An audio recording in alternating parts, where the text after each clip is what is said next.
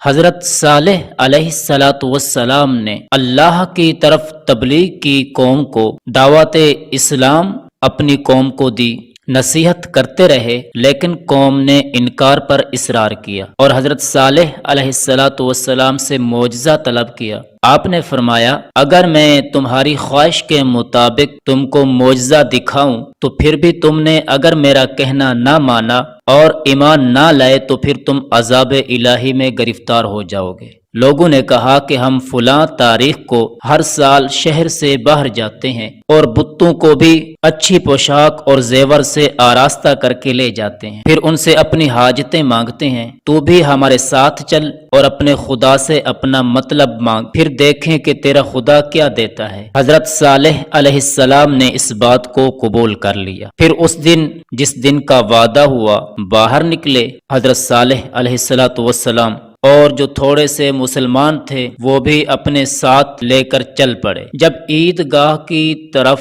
پہنچ گئے تو انہوں نے اپنے بتوں کو نہایت زیب و زینت سے آراستہ کر کے اپنے سامنے تختوں پر بٹھایا اور بڑے ادب سے اپنی اپنی حاجتیں مانگنے لگے۔ حضرت صالح علیہ السلام نے فرمایا ان بتوں سے کوئی انوکھی چیز مانگو جن سے تم مانگ رہے ہو، تاکہ ہم بھی دیکھیں کہ تمہارے بت کیسی قدرت رکھتے ہیں۔ وہ لوگ بڑی عاجزی سے مانگتے رہے لیکن کچھ بھی نہ ملا، آخر وہ عاجز ہو کر بیٹھ گئے۔ پھر حضرت صالح علیہ السلام نے فرمایا اب تم جو کچھ کہو میں اپنے مالک سے، اپنے رب سے جو قادر علی الاطلاق کے اطلاق ہے، میں اس کے سامنے ہاتھ پھیلا کر مانگتا ہوں۔ اس کی قدرت بھی دیکھو کہ وہ اپنے خاص بندوں پر کتنا مہربان ہے۔ پھر جندو بن عمر جو ان لوگوں کا بڑا سردار تھا، سب نے اسی کی طرف دیکھا اور کہا کہ تم ہی جو چیز طلب کرنا چاہو طلب کرو۔ جو وہ مانگتے رہے کچھ نہ لا سکے، تو اس وقت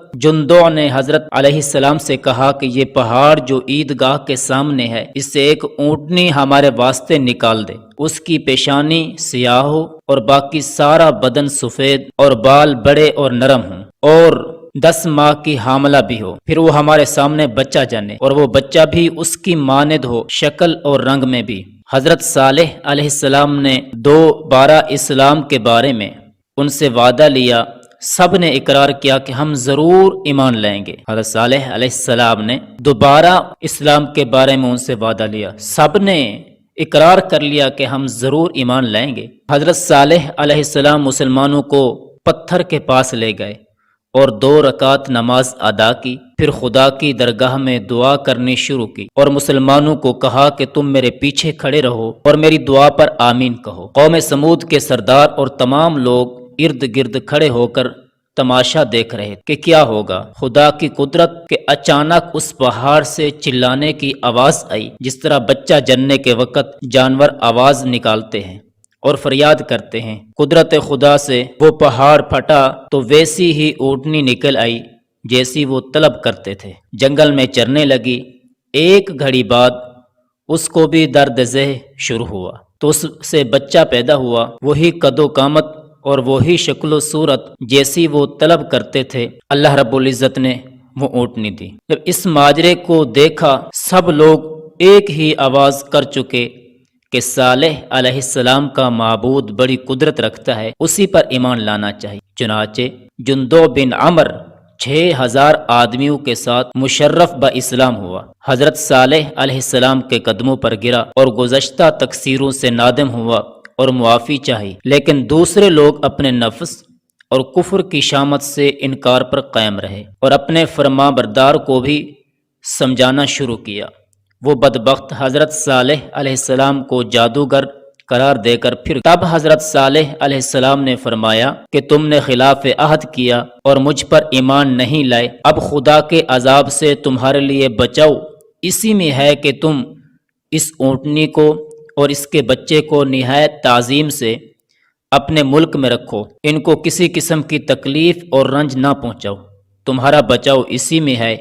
جب تک یہ اونٹنی اور بچہ تم میں رہیں گے، خدا کا عذاب تم پر نہ آئے گا۔ اگر کسی قسم کی تکلیف ان کو پہنچائی تو پھر تم عذاب الہی میں گرفتار ہو جاؤ گے۔ اونٹنی بڑے جسم والی تھی۔ حدیث پاک کے اندر آتا ہے، حضرت ابو موسیٰ اشعری رضی اللہ تعالی عنہ جو بڑے جلیل القدر صحابی ہیں، وہ فرماتے ہیں کہ میں سمود کے شہروں میں شہر ہجر میں گیا تو اس اونٹنی کی جگہ کی مشہوری سنی کہ لوگ اس کی زیارت کو جاتے تھے۔ جب میں بھی گیا تو میں نے اس اونٹنی کے بیٹھنے کی جگہ اپنے ہاتھ سے ناپی تھی، 60 گز مدور تھی۔ بہرحال حضرت صالح علیہ السلام نے فرمایا، یہ خدا کی طرف سے ایک معجزہ کی اونٹنی ہے، اس کو خدا کی زمین پر چرنے دو ورنہ تم کو جلدی عذاب پکڑ لے گا۔ وہ اونٹنی بڑے قد والی اور روبدار تھی، جس طرف وہ جاتی سب جانور اس کو دیکھ کر بھاگ جاتے، اور پانی پر جب جاتی سب پانی پی جاتی۔ جب لوگ تنگ آ گئے تو حضرت صالح علیہ السلام نے باری مقرر کر دی کہ ایک دن یہ اونٹنی پانی پیے گی اور ایک دن تم اپنے جانوروں کو پلاؤ، کیونکہ وہ اونٹنی ایسی حالت میں تھی کہ سب جانور اس سے ڈرتے کہ جس جنگل میں وہ چرتی تھی دوسرا جانور وہاں قدم نہیں رکھتا تھا، کہ جس تالاب یا کنویں اور ندی پر وہ جاتی سارا پانی پی لیتی تھی، اور جس چراگاہ میں وہ چرتی وہاں گھاس کا نام و نشان نہ رہتا تھا۔ اور شام کے وقت جب وہ واپس لوٹتی تھی تو شہر کے سب لوگ آ کر اپنے اپنے برتن دودھ سے بھر لیتے اور تمام شہر والوں کو اس کا دودھ کفایت کرتا تھا۔ جب کوئی مدت اسی طرح گزری تو جانوروں والے لوگ اس کے چرنے پھرنے سے تنگ آ گئے، اس لیے حضرت صالح علیہ السلام نے اس کے چرنے اور پانی پینے کی باری مقرر کر دی۔ اس اقرار پر کوئی میعاد گزر گئی، ایک دن اونٹنی پانی پیتی اور چرتی چگتی اور دوسرے دن اس صالح علیہ السلام باندھ لیتے، لیکن شہر والے لوگ جو جانوروں کا شوق رکھتے تھے ان پر یہ بات مشکل گزرتی۔ دل میں خیال کیا تھا کہ کسی ہیلا سے یہ اونٹنی یہاں سے دور ہو جائے تاکہ ہمارے جانور فراغت سے چریں چگیں، لیکن عہد کو توڑنے اور قول اقرار کے خلاف ہونے سے ڈرتے بھی تھے۔ ان کے درمیان ایک نوجوان اسی قوم سے قدار بن سالف ماں باپ کو ایذا دینے والا زبان دراز زہر ہوا۔ وہ ایک فاحشہ عورت پر عاشق ہوا جس کا عشیرہ نام تھا۔ خوبصورتی اور خوش اسلوبی، لطیفہ گوئی اور نزاکت میں مشہور تھی وہ عورت، اور اس عورت کے 8 آدمی اور بھی گھر میں شراب نوشی اور اس کی لونڈیوں سے بدکاری کرتے تھے، اور یہ اس کا عاشق قدار بھی تھا۔ ایک دن اقدار نے اس عورت سے کہا کہ کب تک یہ آشنائی چوری چھپی رہے گی، کھلا مجھ سے نکاح کرو کہ عمر بھر ہنسی خوشی گزاریں۔ اس بدکار عورت نے کہا کہ اگر تیرا اس بات کا خیال ہے تو ایک فرمائش میری ہے، اگر اس کو بجا لائے تو میں اپنے مال و متاع اور لونڈیوں کے ساتھ تیری فرما بردار ہو جاؤں گی، اور وہ فرمائش یہ ہے کہ اس اونٹنی کو جس نے مجھے اور تمام شہر والوں کو رنج اور بلا میں ڈالا ہوا ہے اور تمام جانوروں کو بھوک پیاس کے عذاب میں گرفتار کر رکھا ہے، کسی طرح ہو اس اونٹنی کو مار ڈالو اور اس کی کونچیں کاٹ کر ہم سب اس سے نجات پا جائیں گے۔ اس عورت کے اور لوگوں سے زیادہ جانور تھے، اس کی زیادہ کوشش تھی کہ یہ اونٹنی دور ہو جائے، اور اسی طرح ایک دوسری مالدار عورت نے اپنی بیٹی کی لالچ دے کر ایک نوجوان مستح کو اونٹنی کے قتل پر آمادہ کیا۔ غرض یہ ہے کہ اس قدار، نابکار اور مستح نے اس ادنا اور خسیس کام کے واسطے ایسے بڑے گناہ کے کرنے کا اقرار کر لیا اور اس اونٹنی کے قتل کی تدبیر میں کوشاں ہوئے، اپنے یاروں اور آشناؤں کو بھی اس کام میں اپنا رفیق بنایا۔ پھر ایک دن ایک تنگ گلی میں جو اس اونٹنی کا آنے جانے کا راستہ تھا گھات میں بیٹھے اور اپنے یاروں کو بھی بٹھایا۔ جس وقت وہ اونٹنی چراگاہ سے واپس لوٹی تو مصدع بن سلف جو اس عورت کا چچا زاد بھائی بھی تھا اور وہ بھی اس عورت سے بدکاری کرتا تھا، اس نے سب سے پہلے اس اونٹنی کی پیشانی پر تیر مارا، پھر دوسرے 7 آدمی تلواریں کھینچ کر غل مچاتے ہوئے اونٹنی تک پہنچے، لیکن وہ اونٹنی باوجود زخمی ہونے کے کسی کو اپنے پاس نہ آنے دیتی تھی۔ جس طرف حملہ کرتی سب کو بھگا دیتی۔ آخر قدار ملعون نے اس کے پیچھے سے پہنچ کر تلوار اس کی کونچوں میں ماری، پھر وہ اونٹنی زمین پر گر پڑی۔ زمین پر گرتے ہی اس کے یار پہنچ گئے اور تلواروں سے اس کو پرزے پرزے کر دیا۔ اس طرح اونٹنی کو ان لوگوں نے ختم کیا۔ سب شہر والے اس بات کو سن کر خوش ہوئے اور اس کا گوشت سارے شہر والے تقسیم کر کے اپنے اپنے گھروں کو لے گئے۔ پیچھے سے جب اس اونٹنی کا بچہ آیا تو وہ اپنی ماں کی حالت دیکھ کر بھاگا اور اسی پہاڑ پر جا چڑھا جہاں سے اونٹنی پیدا ہوئی۔ یہ خبر حضرت صالح علیہ السلام کو پہنچی تو افسوس کرتے ہوئے باہر نکلے اور شہر والوں کو فرمایا کہ تم نے خدا کے عذاب کو اپنے واسطے منگوایا ہے، اب بھی بچاؤ کی ایک صورت ہے کہ میرے ساتھ چلو اور اونٹنی کے بچے کو اپنے شہر واپس لاؤ اور اس کو خوش رکھو تاکہ تم کو پروردگار عالم عذاب سے بچائے۔ قدار نابکار اور دوسرے کافروں نے اس بات کو نہ مانا اور اس کی حقیقت کو بھی نہ جانا۔ پھر حضرت صالح علیہ السلام اور ان کے ساتھ جو مسلمان تھے اونٹنی کے بچے کو لانے کے لیے پہاڑ پر گئے۔ جب اونٹنی کے بچے نے حضرت صالح علیہ السلام کو دیکھا تو 3 دفعہ آواز نکالی تو وہ پتھر پھٹ گیا جس سے اونٹنی نکلی تھی، تو وہ بچہ اس پتھر کے اندر گھس گیا۔ پھر حضرت صالح علیہ السلام افسوس کرتے ہوئے واپس آئے، لوگوں سے آ کر کہا کہ تم نے اپنے لیے خرابی اپنے ہاتھوں سے پیدا کی۔ اس اونٹنی کے بچے کے 3 آواز نکالنے کی یہ تعبیر ہے کہ تم کو 3 دن کی مہلت ہے خدا کے عذاب سے۔ پہلے دن تمہارے منہ زرد ہو جائیں گے اور دوسرے دن سرخ ہو جائیں گے اور تیسرے دن سیاہ ہو جائیں گے۔ بدھ کے دن اونٹنی ماری تھی اور جمعرات کو صبح لوگ بیدار ہوئے تو سب کافروں کے منہ زرد تھے۔ پھر سب کو یقین ہوا کہ حضرت صالح علیہ السلام سچ کہتے تھے۔ اس شہر میں 9 آدمی تھے جو بڑے فسادی تھے، جن کے بارے میں پروردگار عالم جل جلالہ نے خبر دی ہے۔ ارشاد ہے، اور اس شہر میں 9 آدمی تھے جو خرابی کرتے ملک میں اور اصلاح نہ کرتے تھے۔ وہ بولے کہ آپس میں قسم کھاؤ اللہ کی کہ البتہ رات کو صالح علیہ السلام کے گھر پر جا پڑیں گے اور کیا ان کو ہلاک کر دیں گے، اور لوگ پوچھیں گے، ہم ان کو کہیں گے کہ ہمیں تو کوئی خبر بھی نہیں ہے اور بے شک ہم سچے ہیں اس بات میں۔ یہ 9 آدمی ان کے رؤساء اور سردار تھے اور بڑے فسادی بھی تھے۔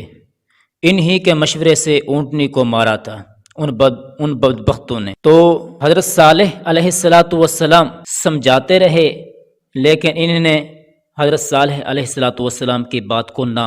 تو بہرحال مختصر کرتے ہیں کہ حضرت صالح علیہ السلام کو جب 9 آدمی یہ مارنے کے لیے گئے تھے تو ان کے اوپر ایک پتھر آیا، ان کو ختم کر دیا۔ اس قدر یہ ہلاک ہوئے۔ قدار اور اس کے 8 یار سب سے پہلے دونوں جہاں کے خسارے میں آ گئے۔ باقی لوگ دوسرے دن جب صبح کو اٹھے تو سب کے منہ سرخ تھے۔ جب قدار وغیرہ کے وارثوں نے ان کی لاشیں دیکھی تو سب شہر والے حضرت صالح علیہ السلام کے گھر پر چڑھ آئے اور آپ کے گھر کو گھیر لیا اور کہنے لگے کہ تم نے اونٹنی کے عوض میں ہمارے 9 آدمیوں کو مار ڈالا، اب ہم ان کے بدلے تم کو اور سب گھر والوں کو مار ڈالیں گے۔ حضرت صالح علیہ السلام نے فرمایا کہ ہم ان لوگوں کو مارنے نہیں گئے تھے بلکہ یہ خود ہمارے گھر پر چڑھ آئے تھے، تو پروردگار عالم نے غیب سے ان کو سزا دی ہے۔ یہ اسی گفتگو میں تھے کہ جندو بن عمر جو مشرف با اسلام ہوئے تھے اپنی فوج لے کر حضرت صالح علیہ السلام کی مدد کو آئے اور کافروں سے مقابلہ کیا۔ آخر چند آدمیوں نے درمیان میں آ کر یہ فیصلہ کیا کہ حضرت صالح علیہ السلام شہر سے باہر چلے جائیں۔ حضرت صالح علیہ السلام نے اس بات کو غنیمت جانا کیونکہ کافروں پر عذاب آنے والا تھا۔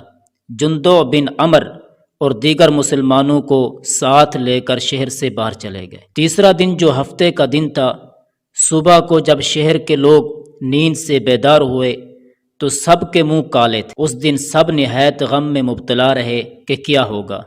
آخر انہوں نے یہ بات سوچی کہ اپنے سنگین مکانات خالی کریں۔ جب خدا کا عذاب آئے گا تو ان مکانوں میں پناہ لے گے جو پہاڑ تراش کر بنائے گئے تھے، یعنی خدا کے عذاب سے ان مضبوط مکانوں میں چھپ جائیں گے، ان میں کوئی دہشت وغیرہ نہ ہوگی۔ حاصل کلام یہ ہے کہ اسی دن کی صبح کو حضرت جبرائیل علیہ السلام اللہ کے حکم سے پروردگار عالم جل جلالہ آسمان اور زمین کے درمیان ایک دہشت ناک صورت میں ظاہر ہوئے اور ایک ایسی سخت آواز کی کہ اس کے سبب پہاڑ جنبش میں آ گئے اور آندھی تیز ہوا کے طور سے چلنا شروع ہو گئی۔ سب شہر والے دہشت کھا کر ان سنگین مکانوں میں گھس گئے۔ پھر حضرت جبرائیل علیہ السلام نے ایک اس سے بھی سخت آواز کی، اس کے سبب سے سب شہر والے اوندھے ہو کر اپنے اپنے زانوں پر گر پڑے، ان کے پتے پھٹ گئے، وہ سب جہنم رسید ہو گئے۔ حضرت صالح علیہ السلام نے جب یہ خبر سنی تو مسلمانوں سے فرمایا کہ یہ شہر غضب الہی اس شہر پر نازل ہوتا ہے، غضب الہی نازل ہونے کی وجہ سے یہ شہر ہمارے لیے ٹھیک نہیں ہے، یہاں رہنا ہمارے لیے مناسب نہیں ہے۔ اب مکہ مکرمہ حرم شریف کا احرام باندھو اور وہاں چل کر رہیں گے۔ چنانچہ سب نے حضرت صالح علیہ السلام کے فرمان کے مطابق عمل کیا اور مکہ مکرمہ چلے گئے اور نجات دارین حاصل کی۔ قوم سمود کے ہر آدمی کو اسی حالت میں ہلاک کر دیا جس حالت میں وہ تھا۔ قرآن کریم نے اس ہلاکت کو کئی آوازوں میں بیان فرمایا ہے۔ کسی مقام پر کڑکدار بجلی اور کسی جگہ زلزلہ ڈالنے والی شے اور کسی جگہ دہشت ناک اور کہیں چیخ فرمائے۔ اس لیے تمام تعبیرات ایک ہی حقیقت کی مختلف اوصاف کے اعتبار سے کی گئی ہیں۔ سمودیوں کی ہلاکت تین طرح سے ہوئی۔ ایک تو 9 آدمی جو حضرت صالح علیہ السلام کے قتل کے واسطے گئے تھے، فرشتوں نے ان کے سر پتھروں سے پھوڑ دیے اور وہ ہلاک ہو گئے، اور جو لوگ ان کی خبر گیری کے لیے گئے اور پھر انہوں نے حضرت صالح علیہ السلام کو قتل کرنے کی کوشش کی تو غار میں دب کر ہلاک ہو گئے۔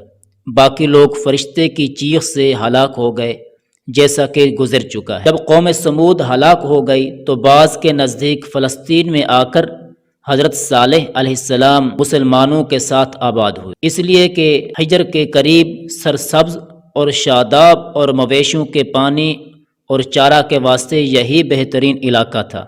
کسی کے نزدیک فلسطین کے علاقہ رملہ میں آباد ہوئے، تفسیر خازن نے اسی کو اختیار کیا ہے، اور بعض کے نزدیک حضر موت میں آباد ہوئے کیونکہ ان کا اصل وطن یہی تھا اور یہ احقاف ہی کا حصہ ہے۔ اور وہاں ایک قبر کے بارے میں مشہور ہے کہ یہ حضرت صالح علیہ السلام کی قبر ہے، اور بعض کے نزدیک وہیں آباد ہوئے جہاں رہتے تھے، اور بعض کے نزدیک قوم سمود کی ہلاکت کے بعد مکہ مکرمہ چلے آئے اور وہیں مقیم ہوئے اور وہیں آپ کا انتقال ہوا، اور آپ کی قبر مبارک کعبہ کی غربی جانب حرم شریف میں ہے۔